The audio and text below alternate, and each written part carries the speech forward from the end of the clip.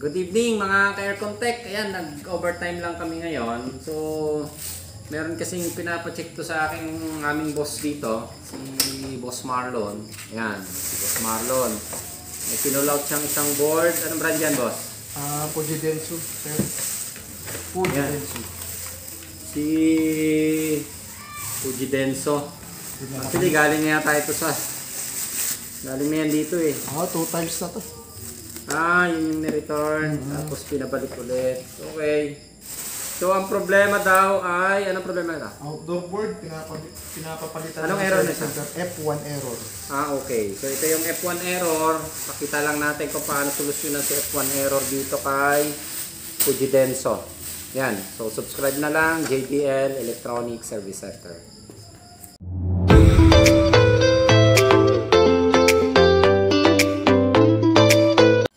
Okay, so ito yung si Fujidenso. So based dun sa sinearch ko na error code, si F1 is ang equivalent nito ay communication failure or walang ano bang tawag dyan. Maaring patay yung ating outdoor. Yan. And based naman dun sa pinag-pull out namin na technician, si Boss Marlon, nagra-rattle yung pinaka-relay switch niya, parang nagpapatay buhay. So, susubukan nating supplyan muna ng 220 yung supply ng input. Okay, dali. Ayan. Ito yung ginagamit kong pang input.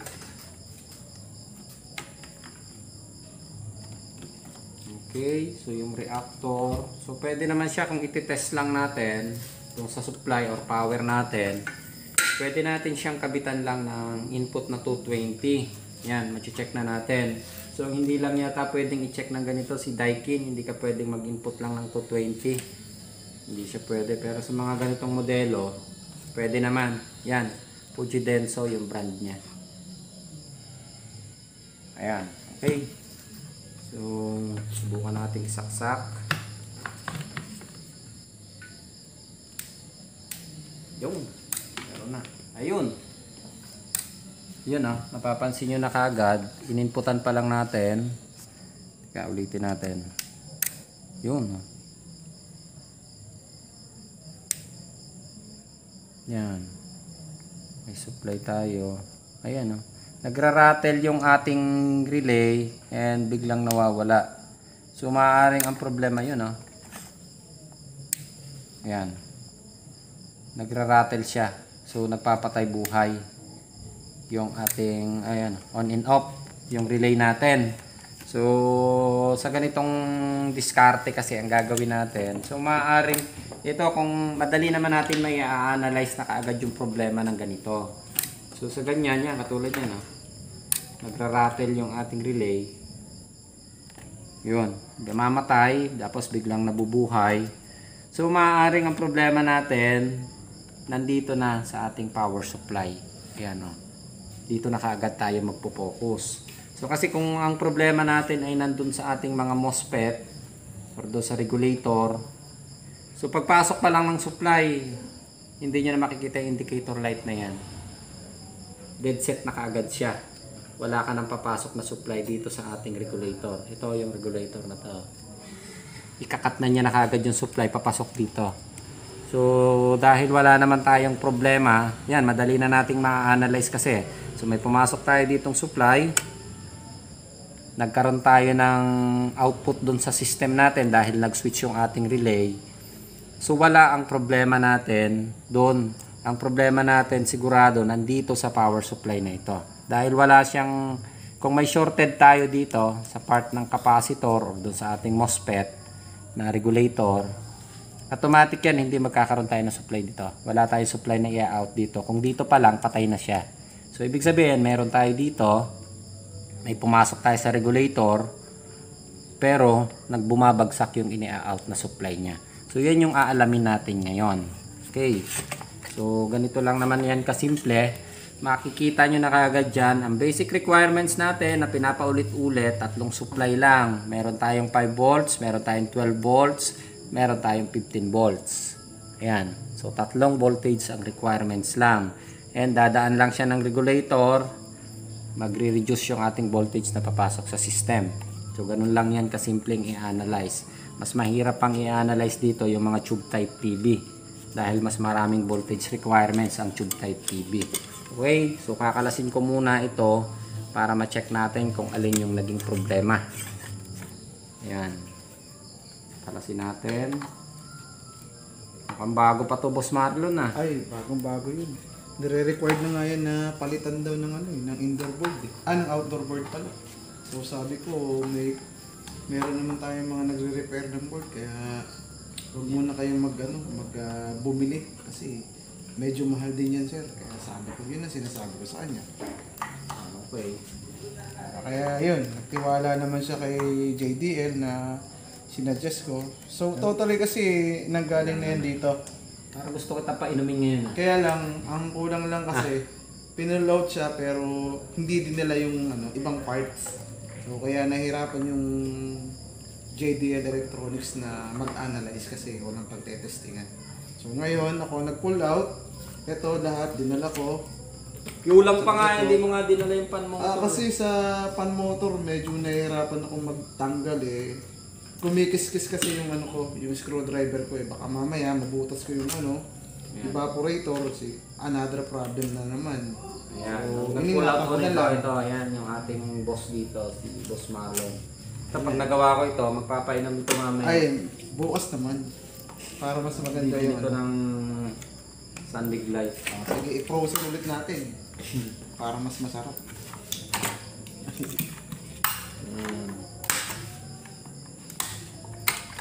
Yo! Yan na. Wala, tinanggal na.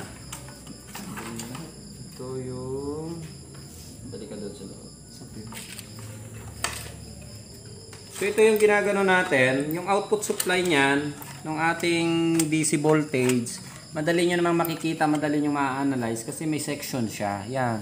Ito section ito ng power supply. Yan. Sa ating regulator, ito yung section ng regulator natin kasama ang IPM. So dito yan. Yan. So hindi kayo kailangang malito dahil may kanya-kanyang portion niya na ginagamit. May kanya-kanya tayong section. IPM section and regulator, yung power supply natin. Ito yung ating standby power supply. Ayan yun, no? Dito niya kinuha yung 5 volts, yung ating 12 volts, yung ating 15 volts. Ayan. So, itong part na ito, system control yan. Ngayon, kung ang problema natin ay nasa power supply, katulad niya, nagra-rattle yung ating relay, maaaring bumabagsak ang supply. So, nandito tayo. Wala tayo dito sa section na to. So, ang focus natin, itong section ng power supply. Hindi nyo kailangang jump dito, hindi nyo kailangang pumunta ng system muna. Dito tayo sa section na yan. Okay, so yan, maliwanag na ng konti. And i-check natin ito si power supply. Yan. So, voltage reference ang gagawin natin. Ayan, yung tinuturo ko sa inyo na section ng MOSFET regulator. Ayan yon. Ito naman yung section ng power supply natin. Ayan. So, ibig sabihin, may pumasok tayong supply dito sa ating yan. Dahil meron tayong nadidetermine na supply dito dahil nagkakaroon ng rattle yung relay natin. So, may 12 volts tayo. So, wala dito ang problema natin. Nandito. Yan. So, i-on ulit natin. Yung. So, yan. Nakaset ako ng 50 volts. And hahanapin na natin ang output voltage. Ito. Ayan. Wala tayong nakukuhang output dun sa pangalawa. Isa. Ito yung ating 15. Ayan. So, namatay yung supply natin. So, ang problema, nagsa-shutdown ng supply. Nag-auto shut off siya. Secondary, ito. Wala din, patay din siya. Ito. Yun, may bahagya tayong nakukuha supply. Tingnan natin. Positive. Yan So, tingnan nyo yung supply. Ito, ilalapit ko yung tester. positive and negative ng capacitor. Ayan o. Yan o. Tingnan nyo. Tumataas. Yan. Bumabagsak. Yun. Yan. So maliwanag na. Ang problema natin nasa power supply. Yan. So huli na natin kagad yung problema. I-off natin. Yan. So sa ganito maaaring may shorted tayo. So aalamin lang natin galing sa 15, galing sa 12 or galing sa 5 volts. So yan. Antayin lang natin mag-discharge yung filter. Yan. So magdi-discharge muna ako ng capacitor. So ito importante, i-discharge nyo ito. Kahit yung dulo lang ng soldering na pansaksak natin, pwede nyo pan-discharge yan dito. Para ma-discharge lang yung main filter capacitor natin. Yan.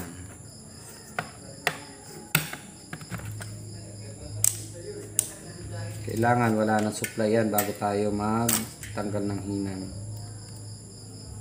Ayan. So patay na yung supply. Okay, ngayon pupunta ngayon tayo doon. Ito, pinaliktad ko ulit.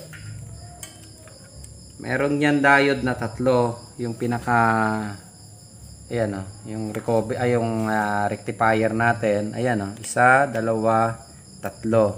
Para sa 12 volts, para sa 5 volts, para sa 15 volts. Yan. So, tumawid siya doon sa diode, pumunta sa capacitor para maging DC. Yan. So, ang i-check natin ngayon, maaaring may shorted dyan dito na ini-out. Meron siyang nadidetect na shorted. So, dito pa lang sa tatlong voltage requirements natin, ma-check nyo na kung meron kayong shorted. So, dun pa lang sa paanang positive at negative ng capacitor, makikita nyo na. Yan. So, katulad nitong gagawin natin, isa, dalawa, tatlong capacitor na i-check natin. 1, 2, 3. Ito. Ito yung, yan, ito out niya. 1, 2, 3. So, babaliktarin ko yung board. Ayan. So, ito yan. 1, 2, 3. Ayan. Okay. So, pupunta tayo sa resistance ngayon. Yan. So, naka-X1 tayo. Ayan, makikita na malinaw. Okay. So, unahin natin dito. Ayan. Reverse natin. Meron siya. I-reverse ko, dapat hindi siya papalo. So, ayan. Wala. So, wala tayong shorted dito. Ito yung pangalawang voltage natin. Yan. Yung sa 12 volts. Wala. Reverse natin. Yan. Pumalo. Dapat pag ni-reverse, hindi papalo. Ayan. Wala. Ito yung 15 volts. Ayan. So, yan pa lang. Kita nyo na. Pumalo ng sagad. Reverse nyo. Ayan. Ibig sabihin, may shorted. Meron tayong isang voltage na nagda-drop dahil may shorted tayo. Yan. So, ang i-check natin, yung galing ng power supply natin. Ayun. Yung tinuro kong tatlong diode. So, dito sa dalawa, wala tayong shorted. Ang nakita natin, yun. Yung supply ng 15 volts. Ito. Yan. So, madali na nating makikita. Ayan, no. Pumalo. So, pag ni-reverse ko, dapat hindi siya papalo. Ayan, no. Huli na natin, may shorted. Ito yung kabila, tingnan nyo yung supply ng ating 12 volts. Ayan, wala. Pag na-reverse natin, saka lang siya papalo. Ito yung kabila. Ayan, wala. So, pag na-reverse natin, yan. So, reverse, ayan, meron. Pag na-reverse, dapat hindi siya papalo. Okay. Kita na natin. So, ikumpara nyo doon sa 15 volt supply natin. Yan, di-reverse ko ha. Pinagpalit ko. Yun, shorted. So, shorted ang 15 volts natin. Ang tanong, saan ang galing? Dito ba sa diode? Or, kasi yung 15 volts, automatic yan tatakbo sa IPM natin. So, maaaring nasa IPM or maaaring nandito lang. So, kakalasin ko muna itong diode na ito. dahil ito yung na-detect natin na shorted. Okay? Tanggal yung ano.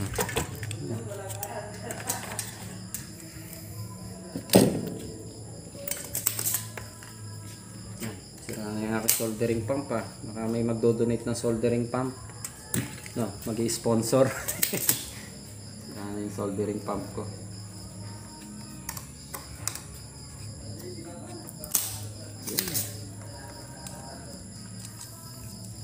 Yan, Boss Marlon, medyo maliwanag na sa'yo ha. Maliwanag na. Okay, kaya sabi ko sa'yo, hindi mo na kailangan yan. Hindi usapang lasing to ha.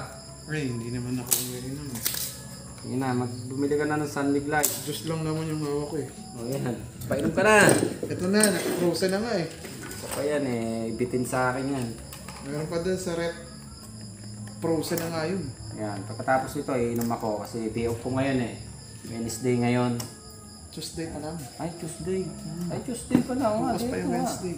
Day off ko ngayon. Pero Pasok ulit bukas. dahil malakas ka sa akin, pinagbigyan kita.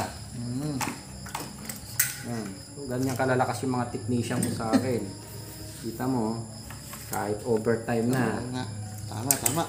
Basta bibili lang ng Sunlig Light, okay na yan. Ayan bibili ulit ako. So ito yung diode na kinalas ko. Oh. Yan oh. Ordinary diode lang ito or yung rectifier diode na tinatawag natin. Yan. Pumalo. Yan oh. Maliwanag sa camera natin. Yan, medyo nakatagilid. Ayan. I-reverse natin. Ayan, pumalo. Ibig sabihin, shorted. Yan. Kaya kukuha lang ako ng diode.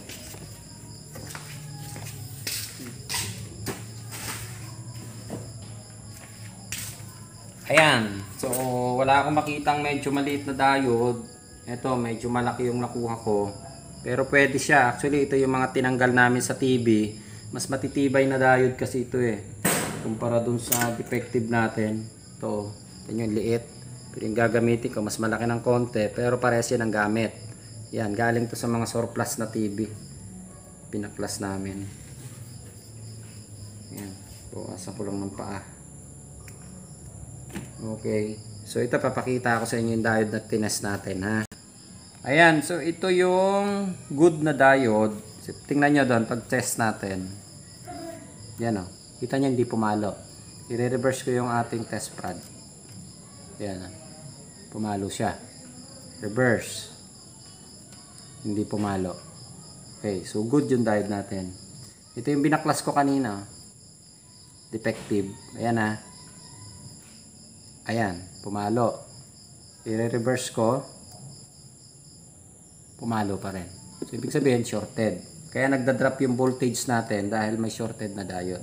Okay, so ikakabit ko ito. Medyo malaki lang ito, pero pwede naman siyang gamitin. Yan, kaya lang ang problema ko. Sikip dun sa butas. So, dito ko na lang siguro ikakabit sa ibabaw. Ayan. Okay. So, medyo malaki kasi yung diode. And maaari palitan ko na lang siguro to sa bukas. Pakita lang natin kung paano, kung aandar siya ha. Okay. Yan. So, ito yan. Ito naman yung paa. Yung dalawang butas natin. Hihinan ko na lang siya dito saka dito kasi medyo mahaba yung paa ng diode ko. So para lang maipakita sa inyo. Yan. Dito. Ayos. Yun, nahulog pa.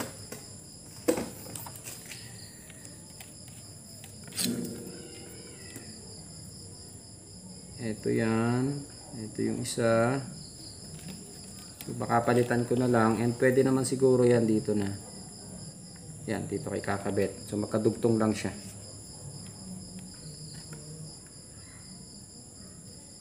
Yung. So ito yung positive ng diode. Yung, hininang ko doon. Kaya lang may tatamaan yata itong butas ha. Ah, wala. Okay. Yun, yung isang paa.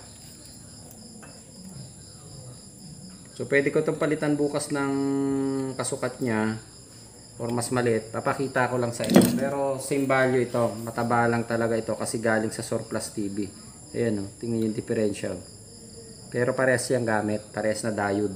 Ayun, so pinabit ko siya, medyo mahaba lang kaya nilawas natin ng konti. Ayan, natin mo yung kamay ko. Kamay pa ba ng... Okay na. Ayan. So, pansamantala, pwede naman natin siyang i-on. And para masukatan lang natin ang voltage. So, kakabit ko ulit. Kung garanti sabog na. Positive. Teka, i-check muna natin. Resistance tayo. Ito yung chinek natin na diode na nagka-shorted. Ayan. Reverse natin. Ayan. Pamalo. Reverse. Wala. Okay. So, good na. Wala na tayong na-detect na shorted. Saksak ko na. Wala akong nakahang. Okay. Boom. On. Yun. Yun. Nag-on na. Tingnan nyo. Yun o. May blinking na tayo. Okay. So, balikan natin. Ito digital lang gamitin natin. Para medyo maliwanag. Yan. Lagyan natin ng konting ilaw. Teka, babalik ta rin natin. Para madaling makita. Patayin ka.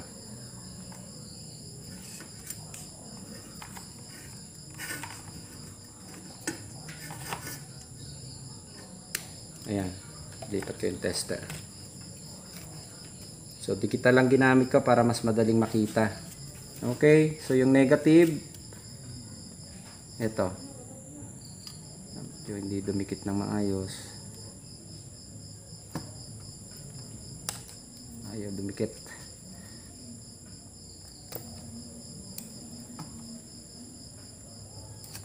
Kauna ba to? Okay.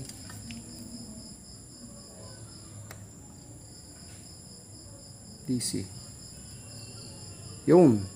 19 volts pala requirements niya. Ayan o. 19.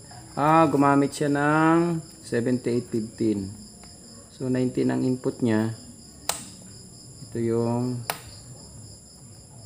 medyo mahirap. Yan o. Hindi kasi kumagat dahil meron siyang sealant. Yan o. Yan yung 15 volts. Okay. So gumamit siya ng 7815 na requirements. So 19 volts yung inilalabas niya. Ito yan. Hindi lang dumikit ng maayos yung ating dahil meron siyang parang pintura o varnish. Ayan o, 19. Ito yung 15. Yan. So maliwanag na. May 15 na tayo dyan. And yung nawawala nating supply kanina. Yan. Yung 12 volts natin. Okay. So maliwanag na yung 12 volts. Ito yung isang nawawalang voltage pa natin kanina. Budulas yung ano ko. Tapos yan. Yung 5 volts. Okay. So okay na yung unit natin. Ipapatry na lang natin ikabit dun sa customer bukas. Ayan. Yung blinking ng ilaw. Yun. Okay. So, okay na.